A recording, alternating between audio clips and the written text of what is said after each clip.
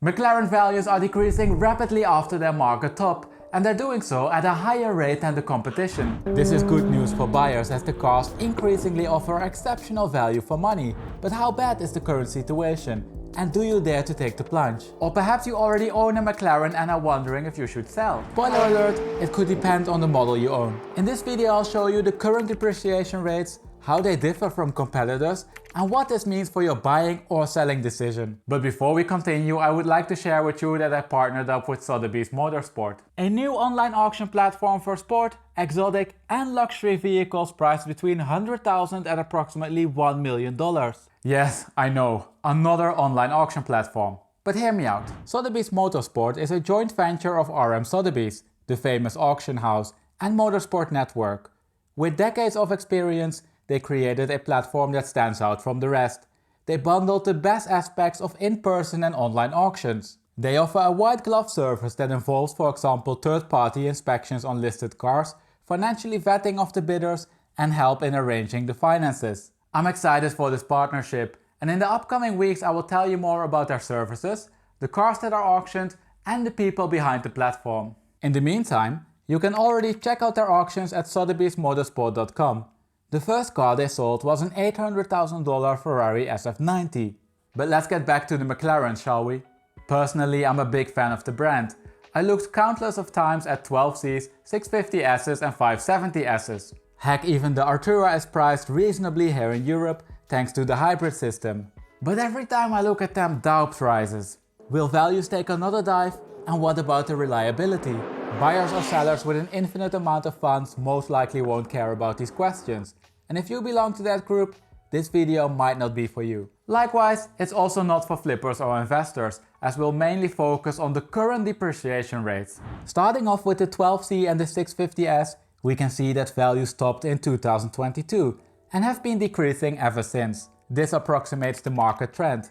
Concretely, this means that prices dropped by approximately 8.1% in the 650S market and by 13.4% in the 12C market. In monetary terms, this equals $13.7 and $17,000. Moving on to the 570S, we can see that the price trend is very similar. A top in 2022 followed by an almost linear decrease. Coupes and Spyders both lost approximately 12%. For Coupes this is $20,000 and for Spyders this is almost $24,000. The 600LT performed marginally better. I only have data from May 2022 onwards, but we can see that Coupes lost 10.2% and Spyders 11.9%. And this equals $26,000 and $33,000. 10 and 12% are in the same range as the rates in the 570S market. But look at the most recent 6 months. Prices were almost flat. Make a mental note because we'll come back to this. Now continuing with the GT, we can see that it lost relatively little. Prices decreased by 7.8% or $16,000. And if I'm not mistaken, this is the lowest depreciation rate we've seen so far. Unfortunately for owners, it's also a false number. Many 2023 cars were added to the market, and this pushed the median price up and hereby decreased the price drop that we see here. Correcting for this change in the market, the GTs lost 13.6% or $28,000. This is the correct number, so we'll use that going forward. But what about the 675LT? Perhaps the most praised model. Even that one didn't make the cut. Prices are down by 14.3% or $45,000 compared to last year. However, the amount of value they offer at $270,000 is insane. Moving on to the 765LT, we can see that Spyders are down by 12.2% and Coupes by 15.2%. And this means that we're looking at drops of approximately $90,000 in both markets. That seems pretty bad, and it is. But the good thing is that this drop mainly occurred during 2022. During the last 6 months, values were stable, just as we saw in the 600LT market. Looking at the 720S, the last model, we can see that Spyders are down by 9.4% and Coupes by 13.5%. Again, in dollar terms, quite a drop. We're looking at minus $39,000. Similar to the 765LT market, this mostly results from what we saw last year. The price decrease decreased slightly during the last 3 months. Now we just covered the year-over-year price changes for almost all models, and that involved a lot of graphs and numbers. So let's put everything together so we can get a better overview. We can see now that the average depreciation rate was 12.2%. The 765 LT Coupe, 675 LT and GT saw the largest depreciation rates, while they were the lowest in the 650S, 720S Spider and 600 LT Coupe market. It's a fact that most cars depreciate, so it's not strange that we're looking at negative numbers over here. If you're in the market for a McLaren, I'm quite sure that you factored in depreciation. However, the numbers are higher than what we're currently seeing in the market. We can look at that by using the following plot. Over here we have the year-over-year price changes on the horizontal axis for most cars for which I'm tracking the prices, and the number of cars to which these changes apply on the vertical axis. And this reveals that the average decrease during last year was 9.3%. So it also means that the McLaren market average falls below the market average. Moreover, it falls on the border of the 25th percentile, which sits at minus 14%. In practice, this means that McLarens depreciated more than the average, and that the McLaren with the lowest depreciation rate, so the 650S, did only slightly better than the market average. Now there are some limitations to this graph and this comparison.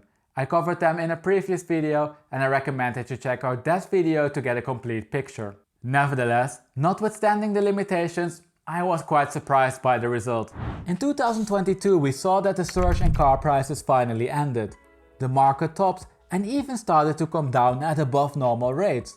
This continued up until a few months ago. We saw that depreciation rates decreased and in some cases even were close to zero. The McLaren market, to my surprise, differs on two key points from the market trend. First, the decrease after the market top in 2022 is more severe, and second, for some models there is no or very little decrease in the depreciation rates visible. Let's look at some examples to make it a little bit more concrete. If we compare the 488 Coupe and the 720S Coupe, we can see that median prices were exceptionally similar during the first half of 2022, even though that the 488 is 2 years older. It's during the second half of that year that things started to change. The 720S topped earlier and decreased at higher rates. We know that the year-over-year decrease is 13.5%. Now if we look at the 488, we can see that it is 11.8%. That's not a gigantic difference, but sufficiently large to increase the price gap from $0 in the beginning of 2022 to $12,000 right now. But let's expand the comparison a bit now. Over here I included now the 458, the 570S, the 600 LT and the F430s, all split by roof type. I removed the confidence intervals to keep things a bit tidy. But why compare these cars? Well, when I scroll through the different forums, I see that there are plenty of people who are considering a newer McLaren or an older Ferrari. Most of the time you set a budget and simply see what fits in it. Now looking at the top, we can see that the price trend of the 600 LT is similar to the one of the 458. In fact, remember that we talked about this bottoming in the 600 LT market? This is what we can also see in the 458 market. It doesn't mean that prices will bottom, but it shows that the depreciation rate decreased.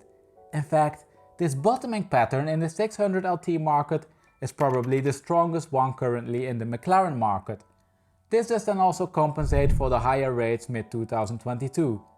Overall, we're looking at a year-over-year decrease of 12% for the Spider and 10% for the Coupe. And this is on par with the 458. The Coupe lost 12.1% and the Spider 10.3%. Transitioning to the 570S market, we can see none of this bottoming pattern, especially when it comes to the Spiders. We can see a very high depreciation rate mid-2022 and a slight decrease in 2023, but at no moment does this line look flat. As a result, prices are on par with pre-pandemic ones. I was a bit surprised by this, especially for the older cars like the 570Ss, 12Cs and 650Ss. I expected lower rates. 570 Coupes are even priced identical to F430 Spiders. Naturally, the Ferrari hardly decreases anymore, as the depreciation rate was only 3.3%, and this brought prices back to $150,000, the exact same level as the Spider, even though that there's a 10-year age gap. Alright, I think it's about time that we summarize everything that we've seen so far. McLarens depreciated at an average rate of 12.2% during last year, and this is higher than the market average and is mainly caused by a steeper drop after the top and a lack of a bottoming for most models during the most recent months. But does this make McLaren bargain supercars or money pits? Well, it depends on the way you look at it. And I know that this is a very politically correct answer, but please hear me out. If you look at price points only and compare competitors to McLarens, you might arrive at the money pit conclusion. Just look at the comparison we made. A 570S and F430 are both exactly $150,000. An F430 is going to depreciate less than a 570S. In monetary terms, you lose $20,000 on the McLaren and $5,000 on the Ferrari.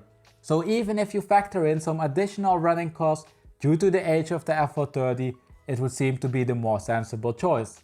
However, they are bargain supercar if you compare a used example to an equivalent used example of the competition. That is, equivalent in terms of age, mileage and performance. A used 720S Coupe is for example priced $40,000 under a used Huracan Evo and $152,000 under an F8 Tributo. This story applies to many models across the range. They slot in nicely between the supercars of the premium brands like the Mercedes-Benz AMG GTR and the Audi R8 and the traditional brands like Ferrari and Lamborghini, but in many cases perform equal to the latter group. And if you look at it from that perspective, they offer excellent value for money. Yes, depreciation rates for the McLarens are higher, but after McLarens take their initial hit, the difference to the other manufacturers becomes much smaller. Reliability, of course, remains a concern. Some people have bad luck while others have faultless cars. Personally, I would always try to get a warranty, and this is something that adds to the ownership costs. Now it all depends a little bit on your specific situation. But if you account for this warranty and the additional depreciation compared to, let's say, a used Ferrari or a used Lamborghini of similar age and performance level, I'm pretty sure the McLaren keeps more money in your pocket. And that concludes the McLaren market update. But before we end the video, I would like to say a big thank you to all of you who subscribe and watch the videos. The channel just crossed the 50,000 subscribers. Now compared to the major automotive channels, this is of course only a small number. But for me it's a big milestone. When I started the channel, I wasn't even sure if I could find 1,000 people who were just as interested in cars and data as I am. Now looking ahead, I have many exciting ideas and projects in the pipeline that further enhance the quality of the statistics and the content. These involve the inclusion of more models, the inclusion of more countries, and the opening up of the data. But all of this is still a hobby project that got terribly out of hand, so everything will appear very slowly on the channel. Thank you for watching, and I hope to see you next week for a new video.